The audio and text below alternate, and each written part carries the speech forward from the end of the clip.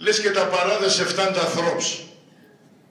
Τέτοιο πράγμα γίνεται στην Ελλάδα. Ο Λευτέρης είναι ένας μάρτυρας αυτή τη ζωή που θυσιάζεται για μας, όπως είπε και ο κύριος καθηγητής. Ξέρετε τι είπανε για μένα, για το Στέλιο και για πολλούς πρωταθλητές? Εγώ πήγα στην Καλαμαριά και είπαν ότι παίζω κομμάρι. Φτώχευσα και πήγα 3 εκατομμύρια για να χτίσουμε τους νέους κερκίδες και σπίτια. Ακόμη με βρίζουν.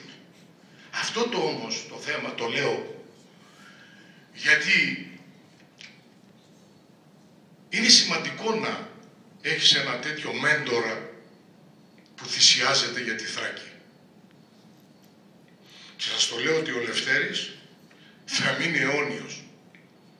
Όπως είπα ότι ο Καζατζίδης έδωσε αξία στο θάνατο. Είναι αλήθεια. Έτσι ο Λευτέρης μέσα από το στίχο, μέσα από το βιβλίο και από τα αυτά που εφτάγεται εμάς, είναι ένας μάρτυρας της ζωής μας.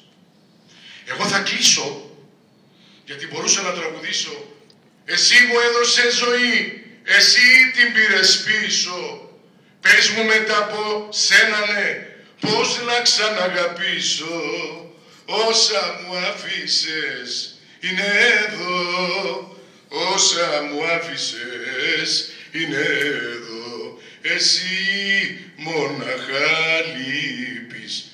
Για την οικογένεια που η Ελέγκο ήτανε το χαφ στο Χαψιάδι. Η Ελέγκο που είναι στη ζωή έτωνε το χαφ. Στο κέντρο που ήτανε και αδικημένοι γιατί επίνε πολλά χιλιόμετρα για το Λευτέρη. Αλλά ο Λευτέρης ήξερε να σκοράρει.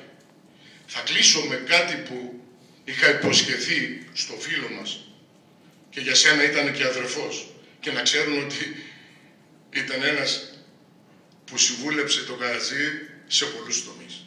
Δεν το ξέρει ο κόσμος. Εγώ το λέω γιατί ήμουνα μπροστά. Και οι μαρτυρίες και η ιστορία, κύριε καθηγητά, είναι ό,τι λένε οι σοφοί και οι μάρτυρες στη ζωή και τους ακούμε. Εγώ δεν πίστεψα ποτέ στα γράμματα, γιατί ό,τι αυτά που με δώσανε στην Καλαμαριά δεν μου χρησιμοποιήθηκαν, πουθενά δεν τα είδα. Αυτό που είπατε εσείς οι καθηγητές, που ήρθατε στη λαϊκή, στο μεγάλο Χαψιάδι, πιστεύω ότι ο Καρατζίδης είπε «Γουστάρω το λαό, γιατί αυτός είναι κριτής. Εσάς τους άλλους που έχετε παράδες, δεν σας γουστάρω». Τυχαία δεν το είπε. Λοιπόν, θα κλείσω με ένα μήνυμα που είπε ο Λευτέρης, με αυτό υποφέρει. Θα μπορούσα να τραγουδήσω το ποντιακό που είπε «Μανίτσα με έχωσε στο νου». Διπλάρο θυμώσαι, απλώνω το σιωρόπο μου και θαρόκρατος Αντωνιάδης. Έτσι θα κλείσω, γιατί το τραγούδι είναι αυτό που με κράτησε στη ζωή και το ποδόσφαιρο. Το ποδόσφαιρο είναι θρησκεία χωρίς